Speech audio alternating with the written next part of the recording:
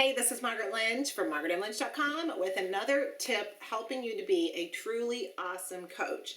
And I know you're probably already an awesome coach, but these are my awesome tips to help coaches be even more awesome, because sometimes when you add in these little pieces around the amazing coaching that you're already doing, it allows your client to be more conscious of the value that they got from you and have a way to frame the experience.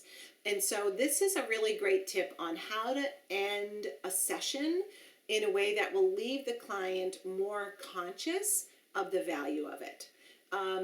No matter how I've ended a session, even if it's been sort of a calming, or like if it's deep personal development work, maybe it's doing something that's very calming and heart opening. If we're doing really it's accountability and goal work, maybe we're visualizing something.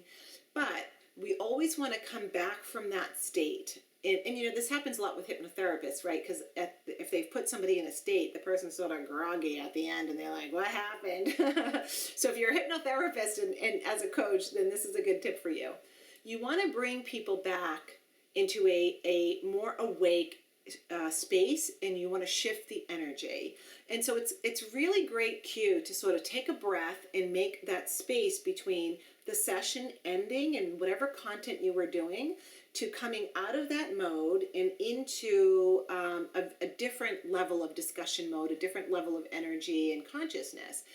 And so sometimes it's a nice cue to sort of take a breath and say, okay, and now you summarize for the client that session. So today when you came in, you were here, you can literally look at your notes, and we worked through this process. And the key with that process for you is to see that whatever, right, your inner critic is really what's nailing you, and you need to turn it off. And so here's what we did, and this is the shift that you got. And now the strategy that I really want you to use this week is this.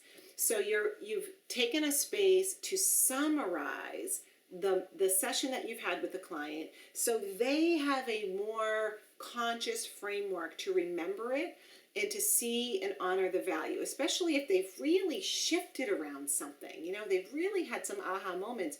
You have to remind them. There's a truism in the study of the brain and persuasion and influence fields that people remember how things end. And so you want to always have the session ending with the way you want the client to frame it, because when you're receiving a session, it is a little bit scattering.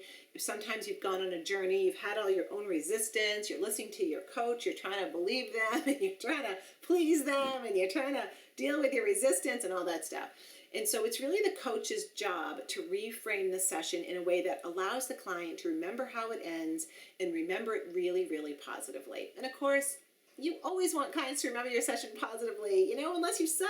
But why not give them the best chance of remembering it well and really valuing it? So take a breath, take a space, summarize what you did with the client, and then make sure you're holding a slightly different energy when you tell them specifically what you want them to get done that next week, and see if what that little tweak does with your sessions. This is Margaret Lynch. I hope you enjoyed this quick little tip. Try it out, and as always, come and leave me a comment. Let me know how it works for you.